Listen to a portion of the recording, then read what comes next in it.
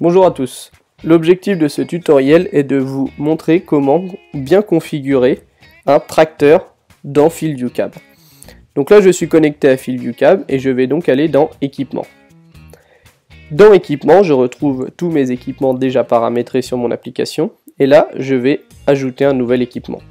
Je vais donc sélectionner Tracteur, suivant, la marque de mon tracteur. Si jamais je ne retrouve pas la marque de mon tracteur dans la liste, je sélectionne en bas Custom, suivant. Je resélectionne Custom, comme c'est la seule chose que je peux sélectionner dans la page suivante. Je refais suivant. Je dis si mon tracteur est articulé, standard, ou à chenille. Dans la plupart des cas, ce sera un standard, donc je sélectionne standard.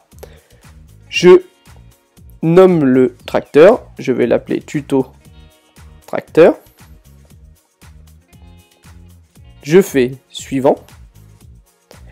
Et à partir de là, on va me demander de renseigner tous les paramétrages de mon antenne GPS. C'est très important de bien renseigner ces paramétrages-là. Pourquoi? Puisque si jamais vos paramétrages sont mal renseignés, tout simplement vos données seront correctement enregistrées, mais mal géolocalisées. Puisque bien sûr, FieldViewCab utilise la géolocalisation de votre antenne GPS sur le tracteur pour pouvoir être précis, puisque la géolocalisation de l'iPad ne permettrait pas d'avoir une précision suffisante. Et donc si jamais mon décalage d'antenne est faux, ou même ma hauteur d'antenne ou quoi que ce soit, forcément mes données, dans certains cas, pourront être légèrement décalées sur la gauche ou sur la droite ou sur l'avant ou sur l'arrière. Et quand je vais revenir avec ma moissonneuse par exemple, j'aurai peut-être pas tout à fait les bonnes données de rendement au bon endroit. Donc certes, on n'est pas au millimètre près, mais je vous conseille à quelques centimètres près de bien enregistrer ces données. D'autant plus que vous les retrouverez de toute façon, dans la plupart des cas, dans votre console qui gère l'autoguidage. Donc il suffit d'aller voir les paramétrages et de ressaisir.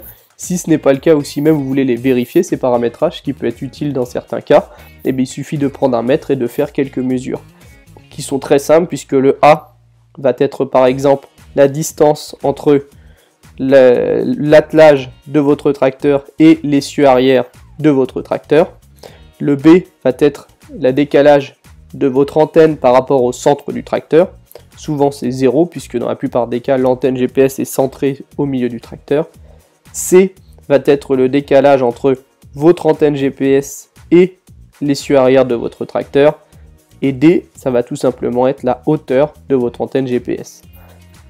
Voilà, rien de très compliqué. Une fois que j'ai bien renseigné toutes ces données-là, je peux cliquer sur Terminer et mon tracteur, tuto tracteur, a donc été correctement créé.